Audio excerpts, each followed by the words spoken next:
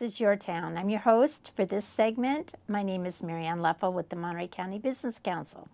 And we're learning a little bit more about our region, about our county, and about what goes on in your town. So my last guest for today is Miguel.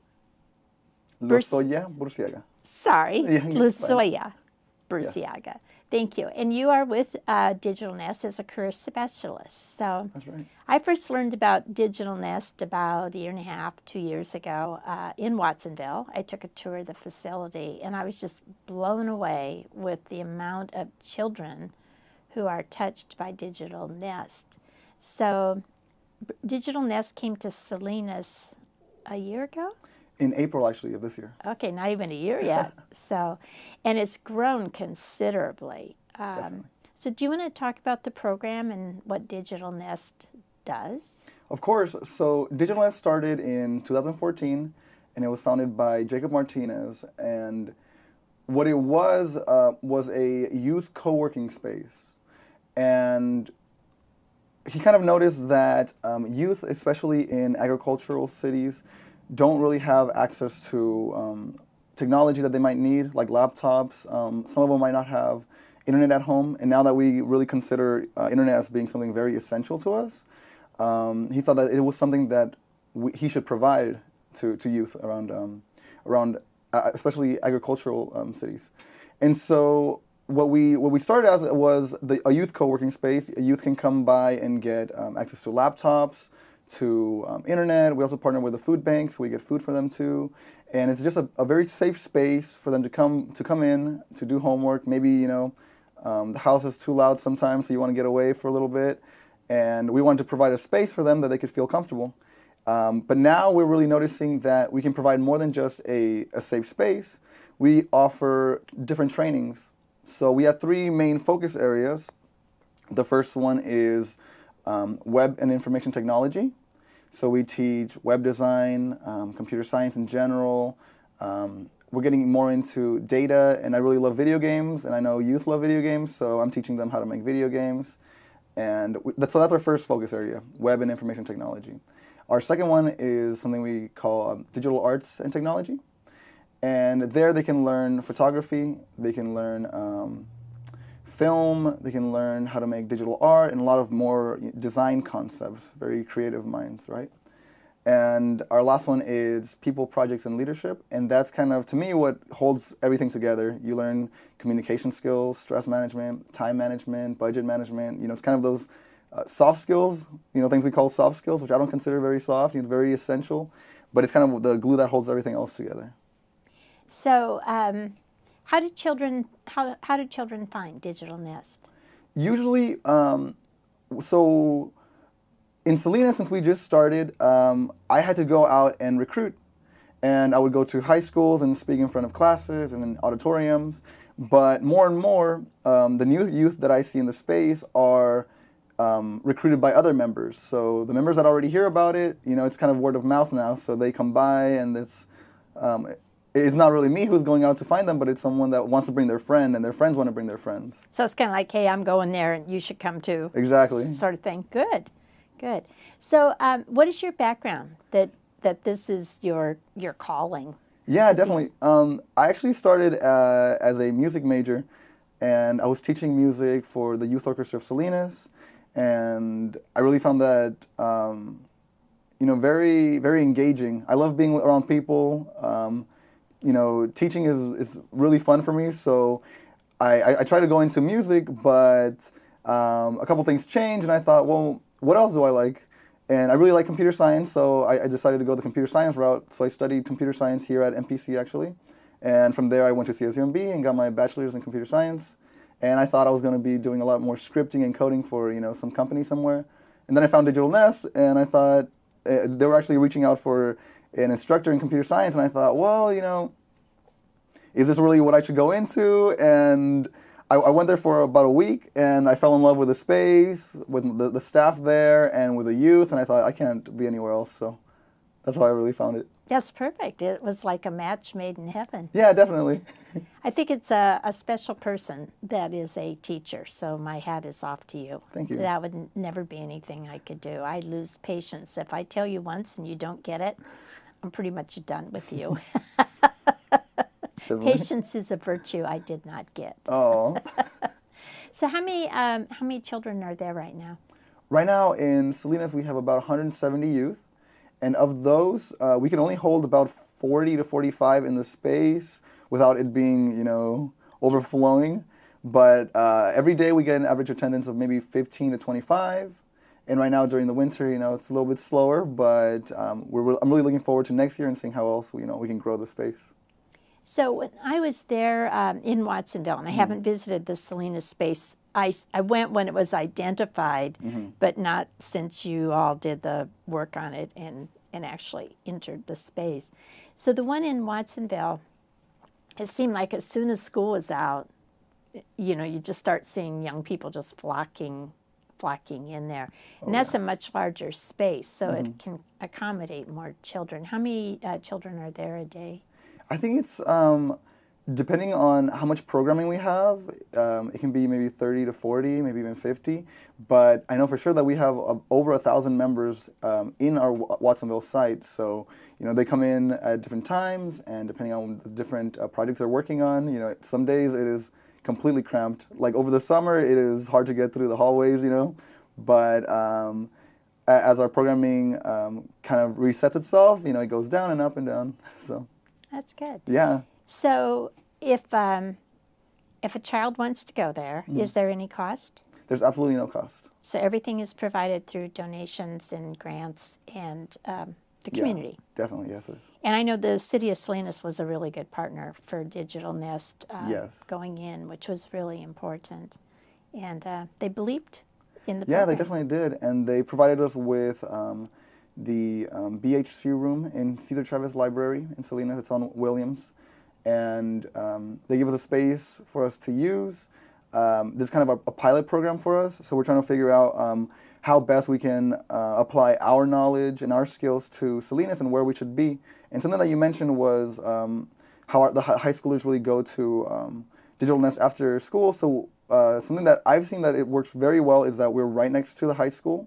So we're maybe 2 blocks down from LSL High School in Salinas and right next to Watsonville High in Watsonville. So it's kind of very natural for them just to flow on over, They don't need to get transportation, which is really, that's huge. If you have to add a bus ride or depend on a friend for a ride or a parent, that makes it much more difficult to get someplace. Yeah, it definitely does. So what are the hours that the facility is open?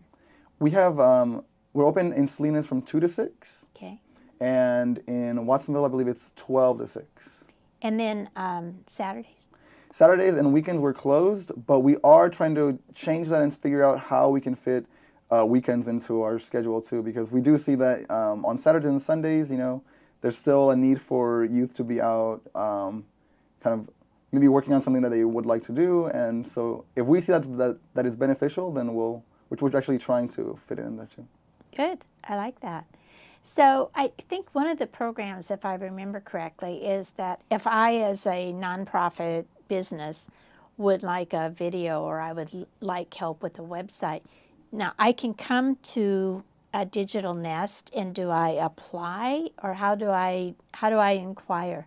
Yeah, and that's actually something that's very very interesting that I really like about Digital Nest. So the same youth that go through our trainings, let's say one of them really likes web design. They'll go through all our web design trainings and they'll kind of show us that they're still interested, they'd like to do more within it, and those members are able to move into something that we call BizNest. Okay. So those are youth that are actually paid by us that get to work with us to make websites for local groups, right? Like as you mentioned. So if somebody wants a website, they can kind of inquire with us and see if we can provide one for them. And so it's our youth making websites for the community, get them more involved. And the way one of them would go about it would be definitely reaching out to checking us out on our website and following the link, I think it says BizNest under digitalnest.org, and you can get more information through there probably. Okay, so digitalnest.org Yes. is the website, and if you go there, then you can pretty much see the menu and There you go. and kind of explore and see what else is there. Yeah. So, what about apps? People Oh. are constantly wanting apps or having ideas for apps. Is there a way to work with the youth to develop it?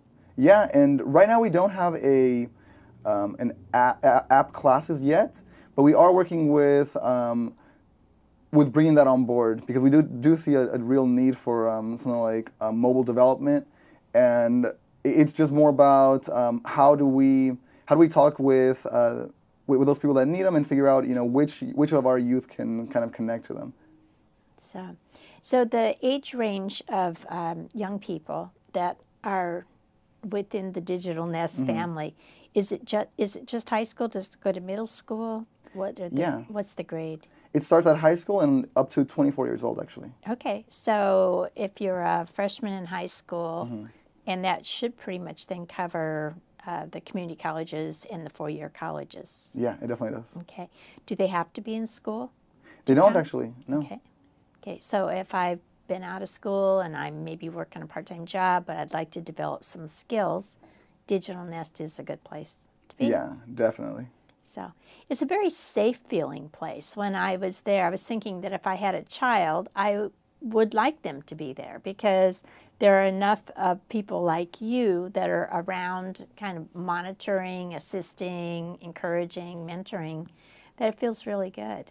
Yeah, it definitely does. And one thing that we really wanted to create in the space was a very safe environment, right? And we really noticed that a lot of innovation comes through very open, safe, happy places, less stress. So we try to create that kind of environment for the youth, and we in hopes that people that don't know each other will kind of come together, and if we have projects that we are running, that they can kind of work on it together and create the next new ideas.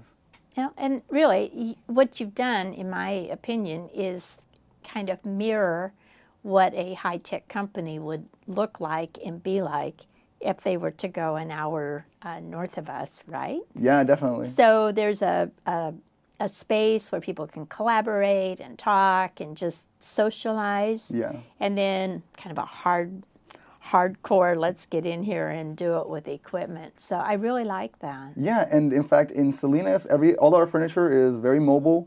So if you want to get a couple of tables together, it's really easy. If you want to move some stuff around, we have rolling whiteboards, and you just move them together and just do whatever you want, really. So how long have you been there, Miguel? I've been there since April, since the opening of Salinas. Okay. And I'm really looking forward to next year, seeing how we can grow it. How big is the staff? The staff is, I think we're about between 15 and 20 total, and in Salinas, there's about 4 of us. Okay. So it's a lot of. But that's a good youth to staff ratio.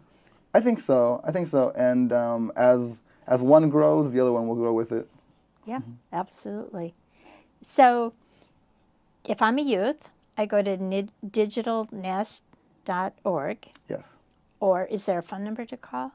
You can definitely find our phone number online. I think the best thing is, yes, go to our website, and it's as easy as just signing up for an orientation.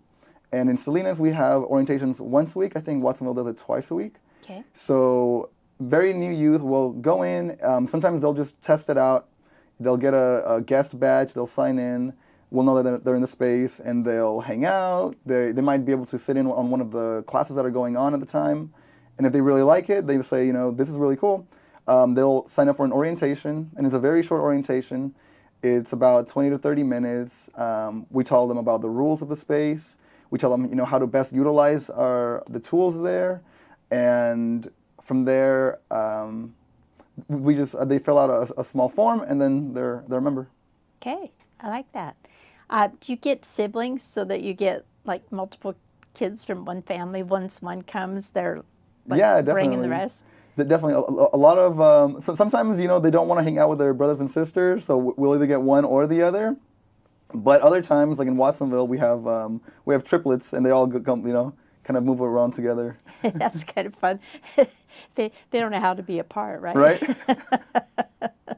So when someone gets to an age or to a skill level that you believe that they are employable in whatever their interest field is, then do you help them find jobs out in the community? That's something we definitely have really good connections with different businesses, and more so these companies around here are reaching out to us. You know, they give us internships and ask us, do you have youth that are interested in this and in that? So we're kind of the middle ground for both sides. You know, the youth that are looking for jobs, and then the companies that are looking for employees. Perfect. And do you have the hard conversations with the youth if they think they're ready, but you don't think they are? Oh, wow. I definitely, whenever I do see them talking about maybe one big topic is money, right? Miguel, does this pay really well, and does this pay really well? And when I notice that they're just talking about, you know, how much different jobs pay, I do kind of point them to a different direction where, what about, like, what are you really passionate about, right? A lot of times they might get into something that pays really well, but I wanted them to know, you know, what about how you feel in that location, right? The job satisfaction and personal satisfaction. Yeah, and I think that's very important because if you're not happy with what you're doing, even if you're getting paid very well, that money doesn't go towards anything really besides something outside of work. Like, you have to get out of there, you know, weekend warriors. And I really don't want them to be thinking of themselves that way. That's true. That's true. I love that. So, Miguel, thank you so much for joining us. Digital Nest, digitalnest.org. Take a look at it. If you want to make a contribution, that would be great. If you want to go on their website and take a tour, it's a fabulous place for young people, and they truly are doing what we need for this community for the future. So I'm Ann Leffel. I'm your host, Monterey County Business Council. This is your town. We'll see you next month. Thank you.